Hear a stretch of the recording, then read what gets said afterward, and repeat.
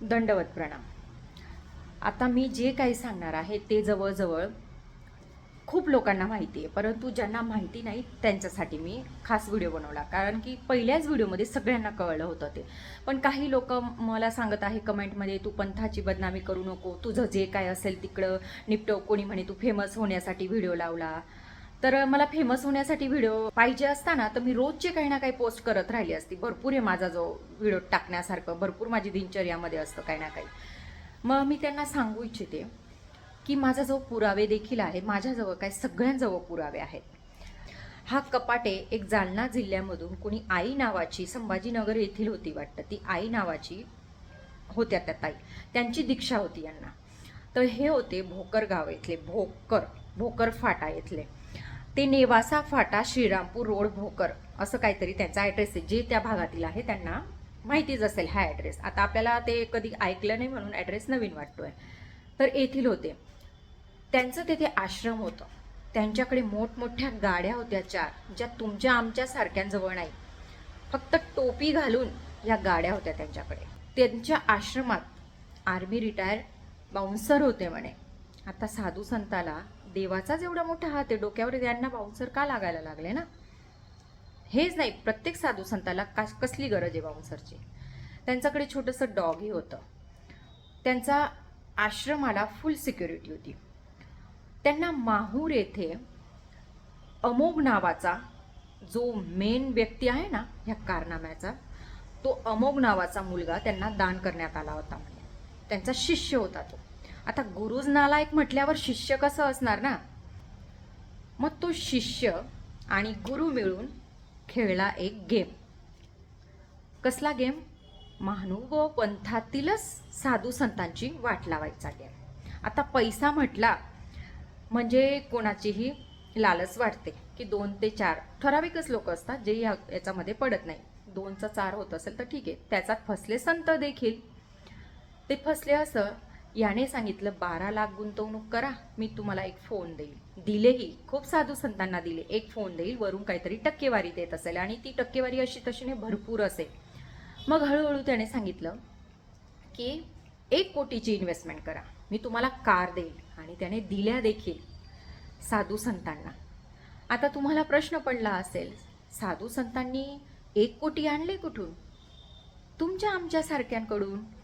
आता साधू संत म्हटला म्हणजे जनता तर वेळीच असते, त्यांचं पाय धुवून प्यायला तयार असते. तर पैसा काय चीज आहे ना, आणि खूप समाजामध्ये पैसा आहे. साधूने असा हात करू द्या, नोटांचा पाऊस पडायला लागतो. पण तोच पैसा एखादा गरीब व्यक्ती, एखादा प्राणीप्रेमी मुक्या प्राण्यांना खाऊ घालायला मागत असेल, तेथे नाही देणार.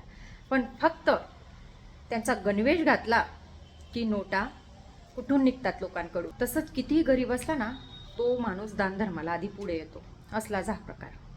आता संतांनी काय केलं, सगळ्या महानुभाव पंथातील जे लोक होते किंवा त्यांच्या ओळखीचे होते त्यांच्याजवळून पैसा गोळा करण्याची सुरुवात केली.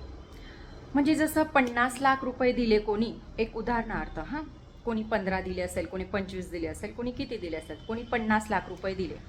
म्हणजे 50च दिले असेल असं नाही, कोणी 15 दिले, 25 दिले, ज्याचा त्याचा कॅपॅसिटीनुसार दिले पैसे. मग ते 1 कोटी जमा झाले. मग हे 1 कोटी संदीप कपाटे अमोघला द्यायचे. मग तो देईल यांना कार. आणि ते 1 कोटीमधून ती जी वरचं त्यांनी दिलं, व्याज असो किंवा खुशाली असो, जे काही दिलं, समजा त्याने 1 कोटीवर यांना 25 लाख रुपये, 20 लाख रुपये रिटर्न दिला. त्याच्यातून ज्याच्याकडनं जितके पैसे घेतले त्यांना थोडे थोडे फेकून मारायचे, बाकीचं कमिशन साधू संतांचं. असा हा खेळ सुरू होता. वास्तविक साधू संतांना याचा मोह नसावा, पण आता काही बोलू शकत नाही. आता ज्याचे गेले आहे ना त्याला हे माहिती आहे. म्हणून बाकीचे काय सांगताय, पंथाची बदनामी, साधू संतांची बदनामी होईल म्हणून तू पण चूप राहा, मी पण चूप राहतो. पण मी चूप राहणार नाही. कारण की याच्यात माझे 20 लाख रुपये आहे, माझ्या मैत्रिणीचे 15 लाख रुपये आहे, एकूण 35 लाख रुपये आमचे आहे. आणि ते कशाला आहे मी तुम्ही सांगणार आता तू पण तर लोभात पडली. अजिबात नाही, लोभात नाही. मी आहे एक प्राणीप्रेमी. माझा खर्च एवढा आहे प्राण्यांमागे, म्हणजे ना तुमच्या घरचा खर्च पण नसेल एवढा, माझ्या घरच्या खर्चापेक्षा प्राण्यांचा खर्च आहे. त्यांना 8-8 दिवसात काही ना काही होत असतं, त्यांना ते किड्यांची दवा द्या, त्यांचं खायचं वेगवेगळं, खूप सारं बिस्किट आणा ते आणा. आजारी झाल्यावर 2-3 हजार तर चालले जातात. म्हणजे एखादा वेळ तर असा येतो ना, 3-4 जर एक जवळ आजारी झाले ना तर 25-30 हजार कुठे गेलेच नाही. कालच एक मांजर घेऊन गेली, 1200 रुपये लागले तिला. असं म्हणजे खर्च चालू असतात. तर माझी इन्कम नसल्यामुळे मला हे एक असं माझ्या मैत्रिणीने सुचवलं की हे ना असं असं आहे, तर मी 15 टाकते, तू 20 टाक, आपण डॉगसाठी खूप काहीतरी करू शकतो आलेल्या इन्कमवर. आम्हाला ना टिकली बांगडी घ्यायची होती, ना गोल्ड घ्यायचं होतं, ना आम्हाला हाऊस आहे खूप साऱ्या गाड्या घेऊ, बंगला घेऊ, जे आहे त्याच्यात आम्ही समाधानी होतो. फक्त आम्हाला एवढं होतं, चला 2चे 4 पैसे येतील तर आपण प्राण्यांसाठी खूप काही करू शकू. कारण की जिथं जातो तिथे पैसा लागतो प्राण्यांसाठी. आम्ही ठरवलं पण होतं आपण दोघं मिळून काहीतरी जमीन घेऊ आणि त्यावर मुक्या प्राण्यांची सेवा करू. कारण की एवढी इन्कम आपल्याला कमवणं शक्य आहे. आणि आम्ही आता वयाच्या अर्ध्यावर आलो आहे.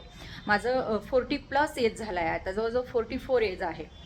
तर आपण करून करून किती कमवू ना. आणि घरच्यांकडनं नेहमी मागायचे पैसे म्हणजे एक आम्हालाही लाज वाटायला लागते की सारखं मागत राहायचं, इतकं लागतंय तितकं लागतंय असं करून. तर आमच्या मनात ही चांगली भावना होती. त्यामुळे चला एक संत माणूस मागतोय तर आपण अडकवू.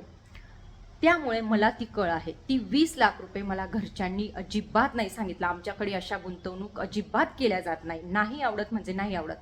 मी माझी स्वतःच्या पर्सनल काही गोष्टी बंद केल्या, काही पॉलिसी तोडल्या आणि ते पैसे मी जिद्दवर घरच्यांकडून मागितले आणि ते पैसे भरले होते.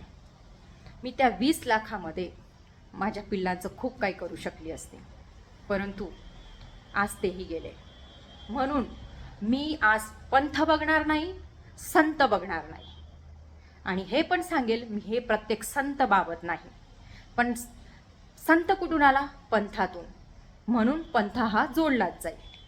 काहींना शंका आहे ना, पंथाची बदनामी, पंथाची बदनामी. अरे संत आला कुठून? इतर पंथाचा नाही ना तो, ह्याच पंथाचा आहे. म्हणून मी बोलेल तर त्यालाच. तर आता कपाटेंची कपटी माहिती कंटिन्यू करू. तर हा कपाटे आणि अमोक कपाटे यांना डोमेग्राम येथे संदीप कपाटे याला सांगेल, यांना सांगणे पण चुकीचं आहे. या भामट्याला डोमेग्राम येथे एक बाई भेटल्या, म्हणजे दीक्षा घेतलेल्या ताई भेटल्या. त्यांचं नावही मला माहिती आहे पण मी नाही सांगणार. त्या भेटल्या. याने त्यांना सांगितलं की आम्हाला एखादी मुलगी दे आश्रमात काम करायला. मग मुलगी कोणती होती? श्रद्धा कपाटे. तिचे नाव वेगवेगळे लावले गेले. मी इथे स्क्रीनवर लिहून देते ते नाव. अशा प्रकाराचे सरनेम तिने चेंज करून खूप लोकांना फसवले आणि ती मुलगी खूप मोठ्या आश्रमात लहानाची मोठी झाली होती असं कानावर आलंय. तिने दीक्षा घेतलेली होती, परंतु तिचं तिथे ब्रेन वॉश करण्यात आलं की इथे तुझं काय आयुष्य आहे काय नाही, असं करून तिला पुण्याला जॉबला पाठवलं गेलं. मग त्या ताईंनी सांगितलं माझ्याजवळ आहे मुलगी आश्रमात काम करण्यासाठी. तिला पुण्यावरून तिथे जॉब, त्यांच्याकडे म्हणजे जॉबच एक प्रकाराचा, मार्गात आश्रम जे काय असेल तर कामाला लावून दिलं. मग श्रद्धा मॅडम होत्या दिसायला सुंदर, मी तर काय प्रत्यक्ष बघितलं नाही पण होत्या सुंदर. मग त्या बनल्या गर्लफ्रेंड. अमोकची गर्लफ्रेंड का कपाटेची माहीत नाही, का दोघांची मिळून माहीत नाही. हे राहत होते नागपूर येथे. अमोकचा होता तिथे फ्लॅट. ह्या श्रद्धाचे दाजी की बहीण किंवा मामा मामी असं काहीतरी रिलेटिव्ह आहे. यांना जवळजवळ 50-60 लाखाची प्रॉपर्टीही घेऊन दिली अमोगने. मग हे यांचा एन्जॉय सुरू झाला.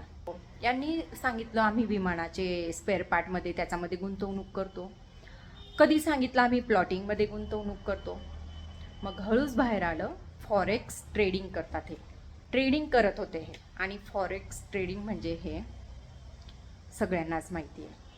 मी स्वतः ट्रेडिंग करायची एक वेळे इंट्राडे, आणि त्याच्यात कधी लॉस पण व्हायचा कधी प्रॉफिट पण व्हायचा. पण ज्या दिवशी माझा मोठा लॉस झाला मी त्या दिवशी स्टॉप केलं.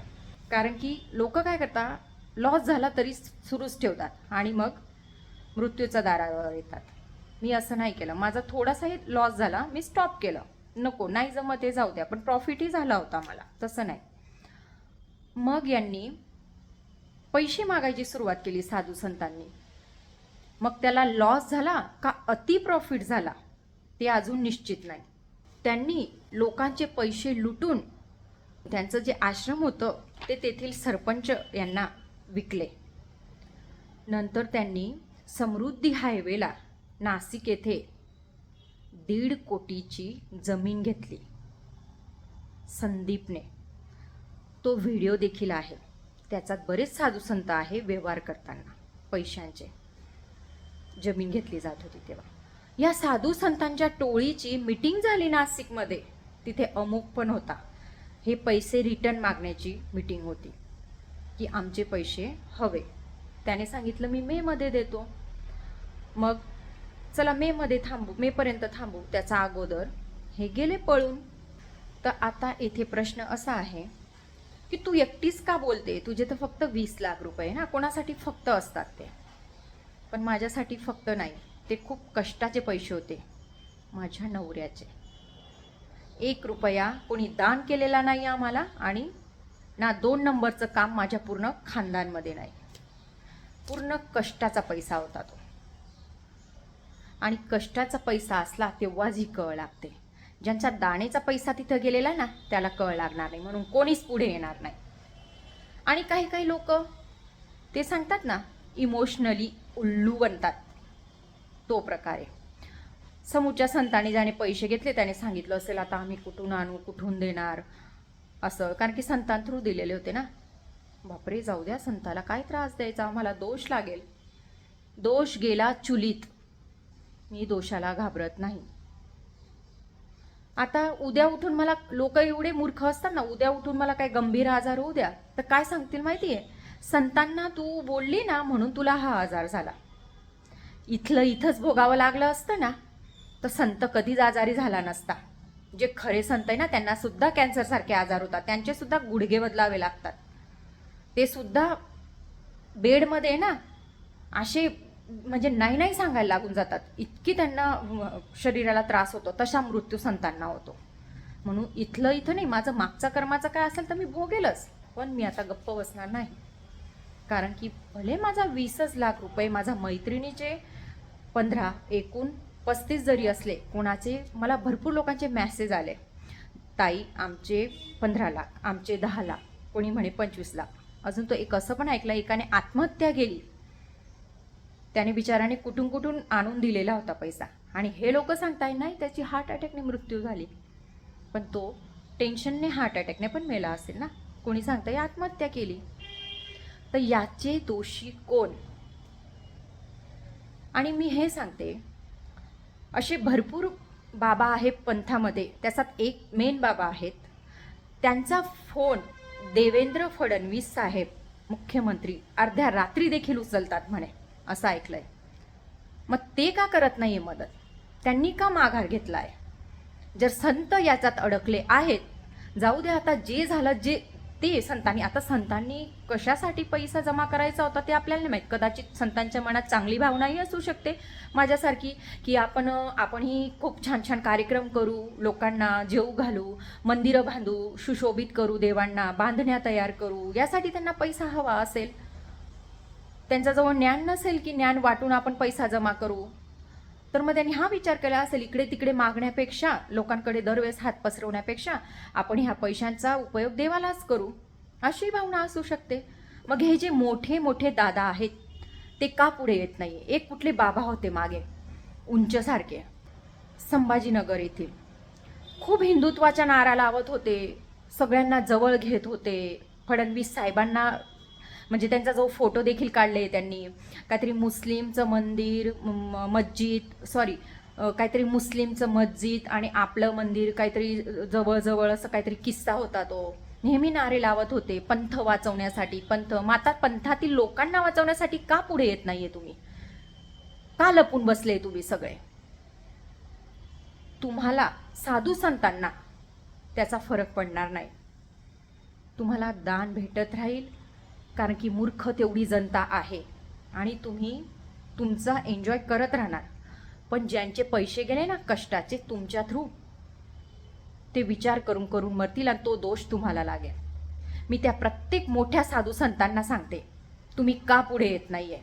फक्त पंथ वाचवण्यासाठी? चुकीच्या गोष्टींना सपोर्ट केल्यावर पंथ वाचत नाही तर नष्ट होतो. वेळेवर गोष्टी उघड आणल्यावर, सत्य मांडल्यावर पंथ टिकून राहील. म्हणजे जी घाण होत चालली ना पंथामध्ये, ती घाण होणार नाही. गटारीत एखादा कचरा अडकला ना, तो जोवर काढत नाही ना तोवर पाणी पास होत नाही. तसंच हा पंथात अडकलेला कचरा काढण्याची गरज आहे. फक्त दीक्षा दिली, मोकळे झाले, कपडे घातले म्हणजे 100 गुन्हे माफ, ही तुमची विचारधारणा आहे. मी तर फक्त कर्मा बिलीवर आहे. कर्म चांगले करा. देव एवढा स्वार्थी आहे की देव सांगतो की तू फक्त माझं नाम स्मरण कर. दुनिया गेली चुलीत, प्राण्यांना खाऊ घालू नको, काहीच करू नको, तू फक्त कपडे घाल, माझी सेवा कर, तरच मी तुला मेवा देईल. एवढा स्वार्थी देव असता तर आज हा सूर्य उगवला नसता, चंद्र उगवला नसता,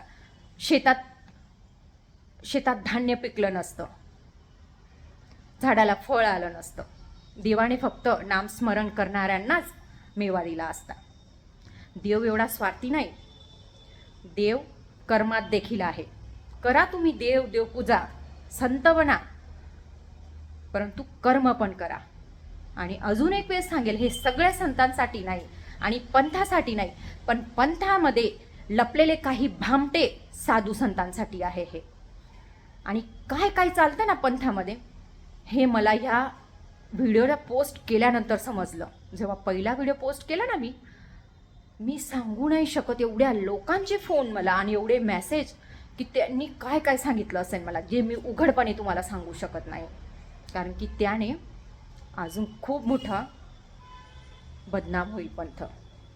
आपण नेहमी ह्या बाबाची, ह्याने कथा वाचकाची, त्याने तितके पैसे घेतले, त्याने असं घेतले तसं घेतले, नेहमी ऐकतो. मला खूप गर्व होता माझा पंथावर की आमचे बाबा असे असतात, आमचे बाबा तसे असतात. पण जेव्हा काही गोष्टी उघड आल्या ना, सगळी श्रद्धा संपली, अगदी टोटली संपली. आता कुणावर विश्वास ठेवायचं इच्छाच उरली नाही. फक्त परमेश्वराचा नावावर फक्त अय्याशी सुरू आहे, अय्याशी. मी हे स्पष्टपणे सांगेन. तुम्हाला माझ्यावर केस करायची ना की पंथाला बदनाम करते, तर बिनधास्त करा, पण आधी आमच्याकडून जी लूट केली ना पैशांची, ते परत करा. मग तुमचं ठरवा की आम्ही श्रेष्ठ, आम्ही संत. मी पंथाला बदनाम करत नाही ना, सांगत की साधू संत सगळेच वाईट आहे. खरे संत आहे आणि होते म्हणूनच आमच्या पण श्रद्धा टिकून राहिल्या. पण काही संतांनी, जे आजकालचे काही संत येतात ना, त्यामुळे पंथ बदनाम होतोय. म्हणून ती गटारीत अडकलेली घाण जसं काढता ना, तसं आपल्या पवित्र पंथात जी घाण अडकली आहे ना, ती काढणे गरजेची आहे. मी सगळ्यांना हेच सांगेन की अजूनही माझा पंथ बदनाम होईल म्हणून मागे नका सरको. 200 ते 300 कोटी रुपये अडकलेले याच्यात. संदीप राज कपाटे, श्रद्धा कपाटे आणि अमोघ यांच्याजवळ, आणि यांना लपवून ठेवले गेले आहे. कोणी सांगतंय, आता मी नाव नाही सांगत, गुंड्या टाईपचे आहेत ते, त्यांनी लपवून ठेवले. त्यांनी खूप साऱ्यांना पैसा देऊन टाकला. सगळ्या संतांनी मिळून त्याच्यावर केस देखील केलेली आहे, पण पोलीस काही करतच नाहीये. सगळ्याकडे त्याने पैसा पण दिला असेल, कोणाला माहित ना, चालू आहे, सुरू आहे, असंच आहे. अरे इतके मोठे मोठे केस पोलीस लगेच हे करून टाकतात, तर हा कोण आला भामटा? याला पकडायला एवढा उशीर का? तुमचे जर देवेंद्र फडणवीस साहेबांसोबत कॉन्टॅक्ट आहे, मग तुम्ही का गप्प बसले आहे? काही संत, आम्ही याच्यात भाग घेणार नाही. का भाग घेणार नाही? हे पुण्याचं काम नाही का? फक्त दीक्षा देणे, उपदेश देणेच पुण्याचं काम आहे? माणुसकी नाही तुमच्यात? किती लोकांनी किती कष्टाचा पैसा याच्यात टाकला असेल. काही साधू संतांनी खूप चांगलं विचार करून देखील टाकले असेल, आता बाकीच्यांचं माहीत नाही. परंतु मी सगळ्या त्या मोठ्या मोठ्या बाबांना सांगू इच्छिते, तुम्ही पुढे या. तुमची जिथपर्यंत पोहोच असेल, जसं तुमच्या मंदिरांसाठी वगैरे तुम्ही लढतात, तसं पुढे या आणि लोकांचा पैसा परत काढण्याला मदत करा. नाहीतर आम्ही ज्यांनी पैसा दिलाय ते एकत्रित झालो ना, तर मग पूर्ण वाट लावून देऊ. कारण की खूप जण एकत्र होत आहेत आता सांगणार आम्हाला पण टेन्शन आहे, आम्ही लोकांचे घेतले आहे. तुम्हाला टेन्शन नाही आहे. पैसा तुमचा गेला नाही, तुम्ही उद्या हात वर करून देणार, दंडवत प्रणाम सांगून देणार की झाला आता ताई माई अक्का, आता आम्ही काय करणार ना. हे इमोशनली ब्लॅकमेल तर येतच सगळ्यांना, पण ज्याचं गेलंय ना त्यालाच कळ असते ती. माझं तरी मी सांगेल, माझं तरी घरचं चांगलं आहे वगैरे, पण खूप सारे असे लोक असतील की ज्यांनी त्यांच्या खूप कष्टाचा पैसा लावलेला असेल, म्हणजे अगदी कुठून कुठून घेऊन लावलेला असेल. त्या लोकांचं काय? कोणाला भीती असेल आम्हाला दानदक्षिणा देण्याची बंद होऊन जाईल. लोक अजून पण खूप मूर्ख बसले जगात. आमच्यासारखे हुशार खूप कमी आहे की जे समजून घेतात. मूर्खांची कमी नाही धर्माच्या नावावर उडवणाऱ्यांची. म्हणून तुम्ही चिंता करू नका की तुम्हाला दानदक्षिणा बंद होऊन जाईल, तुमच्यावर विश्वास ठेवणार नाही. आंधळी ती पट्टी लावून जे काम करणारे असे खूप आहे, म्हणजे डोळे असून मुद्दाम आम्ही आंधळे आहोत असं करून दानधर्म करणारे. आमचा पैसा रिटर्न करण्यासाठी सगळ्या साधू संतांनी एकत्रित यावं. महाराष्ट्रभराच्या साधू संतांनी हे केलेलं आहे. लोकांकडून पैसा घेऊन त्या कपाटेला दिलं आहे. एक महाशय म्हणतो मला, तो कपाटे नालायक आहे, इतर साधू संतांना का हे करते. अरे तो कपाटे आला कुठून? त्याला दाखवलं कोणी आम्हाला? आम्ही तर ओळखत पण नव्हतो. आम्ही तर ज्याला पैसे दिले होते त्यांनी तर आम्हाला सांगितलं पण नाही की तू पुढे काय करतो, कोण कोणत्या माणसाला देतोय. आम्हाला सांगितलं एरोप्लेनचे स्पेअर पार्ट आहे असं तसं. असं करून शेअर मार्केट सांगितलं असतं अजिबात गुंतवला नसता, कारण की शेअर मार्केटचं आम्हाला माहिती आहे. म्हटलं चला आपला एकदम विश्वासू माणूस आहे, समोरच्याने काय आपला एकदम विश्वासू माणूस आहे, मार्गात मोठा झालेला आहे, बाल ब्रह्मचारी आहे, असं आहे तसं आहे, खूप लोकांना त्यांनी असं केलं तसं केलं. मग सहज माणसाचा विश्वास बसतो ना त्या गोष्टींवर की आपला संत खोटं बोलेल का. म्हणून ज्या कोणाची ओळख फडणवीस साहेबांशी असणार, मला माहिती आहे त्यांचं नाव, पण मी बोलत नाही, त्या दादांपर्यंत हा व्हिडिओ पोचवा. आणि तुम्हाला मी कळकळून विनंती करते, तुम्ही भले फेममध्ये नका येऊ, पण या तिघा भामट्यांना पकडण्यास मदत करा आणि लोकांचा पैसा रिटर्न करा. नाहीतर मी तरी सांगते, हे आम्ही कपडे घालून एक वेळेस चूक करू ना, देव त्याला तरी माफ करेल.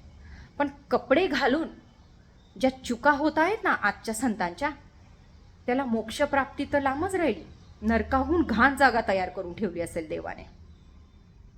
कपडे कशासाठी घालतात? मोक्षप्राप्तीसाठी. आम्हाला मोक्ष हवा, 84 लक्ष योनीमधून मुक्तता हवी.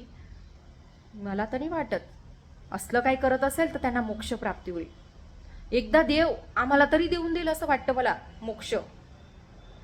पण हे जे देवाचा मुखवटा घालून बसले ना आणि ते पाठीमागे काय वेगळं चाललंय ना, त्याला कधीच नरकाहून घाण जागा भेटेल. पंथ वाचवायचा असेल, संत वाचवायचा असेल तर हे नकली भामट्यांना हे सगळं बंद करायला सांगा. आणि कडक आचरण, म्हणजे आचरण असेल प्रत्येक आश्रमात तरच त्याला संताची जागा द्या. आणि त्याच्या क्षमता असेल आचरण स्वीकारायची तरच त्याला दीक्षा द्या. उगीच कपडे घालून सगळे दोष संपले, कपड्या घालण्यातच अर्धी तर मोक्षप्राप्ती होऊन गेली, ही जी आपली विचारसरणी ना ती साईडला राहू द्या. आणि ज्यांनी ज्यांनी पैसे गुंतवणूक केले आहे ते मला पर्सनली मेसेज टाका. हे एकत्रित नाही आले तर आपण एकत्रित येऊ. दंडवत प्रणाम.